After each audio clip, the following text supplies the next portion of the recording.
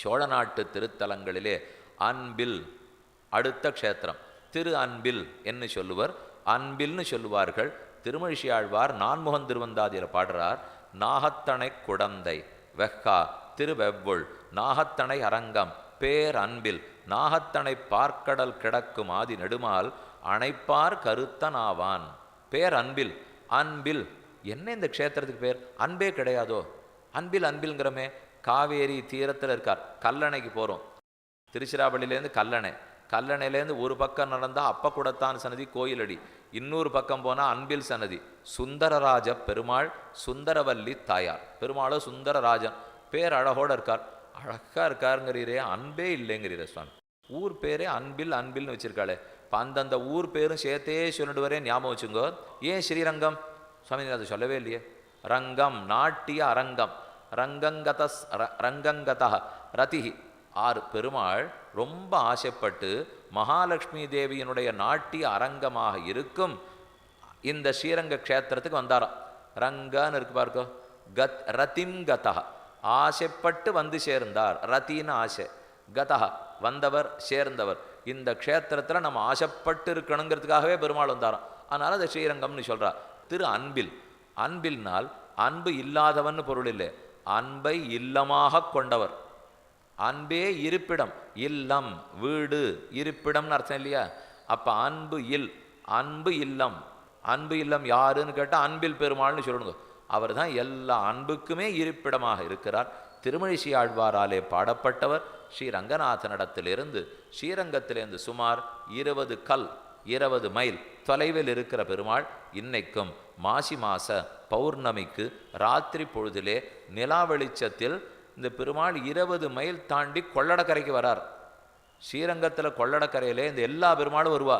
இப்பவும் ஸ்ரீரங்கநாதன் எம்பெருமான் அந்த ஸ்ரீரங்கத்திலேருந்து இவ்வளவு தூரம் இருந்தாலும் எழுந்தருளி இரவு நிலா வெளிச்சத்திலே ரொம்ப ஆச்சரியமாக தீர்த்தவாரி உற்சவம் நிலா வெளிச்சத்தில் அன்பில் பெருமாள் கண்டருளுகிறார். சரித்திரம் என்னான்னு பார்ப்போம். பிரம்மாவுக்கு 5 தலை இருந்தது. பரமசிவன் ஒரு தலையை கிள்ளினார்னு பார்த்தோமோ இல்லையோ, அந்த சாபத்தை தீர்த்த பெருமாள் இந்த சுந்தரராஜ பெருமாள். இன்னும் ஒரு சரித்திரம் சொல்லப்படுறது.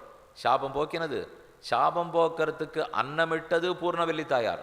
ஆனால் சாபத்தை போக்குறதுக்கு முயற்சி இங்கே தான் நடந்தது அன்பில் சுந்தரராஜ பெருமாள். உற்சவமூர்த்தி வடிவழகிய நம்பின்னு திருநாமம். கிழக்கு நோக்கி நின்றுருக்கார் உற்சவர். ஆனால் மூலமூர்த்தி சுந்தரராஜ பெருமாள் சயன திருக்கோலத்தில் உள்ளார்.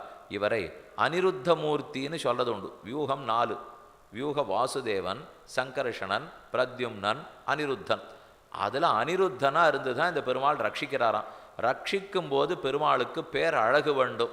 அப்போ தான் நம்ம அவர்கிட்ட போகவே போவோம். அதனால் அழகனா இந்த ஊரில் எழுந்துருளி இருக்கார். சரித்திரம். இப்போ மண்டூகர்னு ஒரு முனிவர். மண்டூகம்னா தவளைன்னு அர்த்தம். முனிவருக்கு போய் தவளைன்னு பேர் வைப்பாளான்னா, அவர் ஜலத்துக்குள்ளேயே இருந்து தபஸ் பண்ணுவாராம். அவர் மூச்சு அடைக்கிண்டு தண்ணீருக்குள்ளே இருந்து தபஸ். அப்படி பண்ணி பண்ணி பண்ணி மண்டூக முனிவர் பேர் பெற்றார். ஒரு தடவை துர்வாச முனிவர் வந்திருக்கிறச்சே, இவர் வெளியில் வந்து பார்க்கல, அவருக்கு சமர்ப்பிக்க வேண்டியதை பண்ணலை, மரியாதை செலுத்தலை. கோச்சுனுட்டார் துர்வாசர். நீ மண்டூகமாகவே போ என்று சபிக்க போக அவர் சாபத்திலிருந்து விடுதலை அடைந்து வரணும்.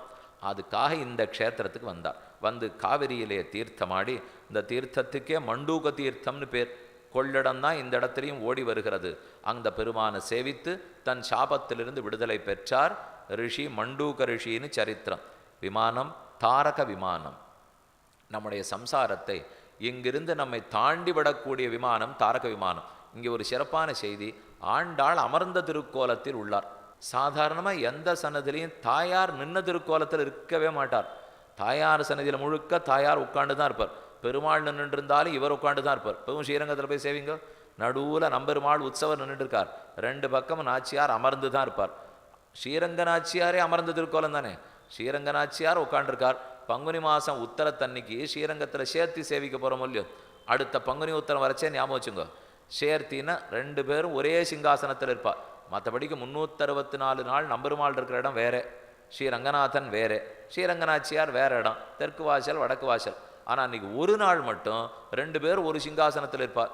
அப்பவும் நாச்சியார் உட்காண்டிருப்பார், பக்கத்தில் பெருமாள் நின்றுருப்பார்.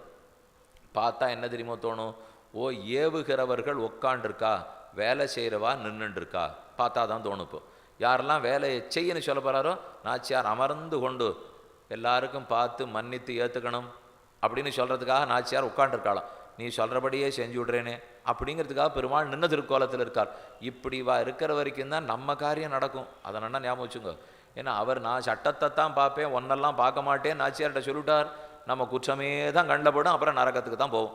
நல்ல வேளை அவளை பார்த்துட்டு நம்முடைய குற்றங்களை மறந்து மன்னிச்சுடுறாரோ இல்லையோ. அன்பில் க்ஷேத்திரம் அத்புத க்ஷேத்திரம். மண்டூக முனிவருக்காகவே பெருமாள் சேவை சாதித்தார். சயன திருக்கோலம் சுந்தரராஜ பெருமானுடையது. தாரக விமானம் சிவன் பிரம்மா ஊர்வசி ஆகியோர்களுக்கு பிரத்யக்ஷம்.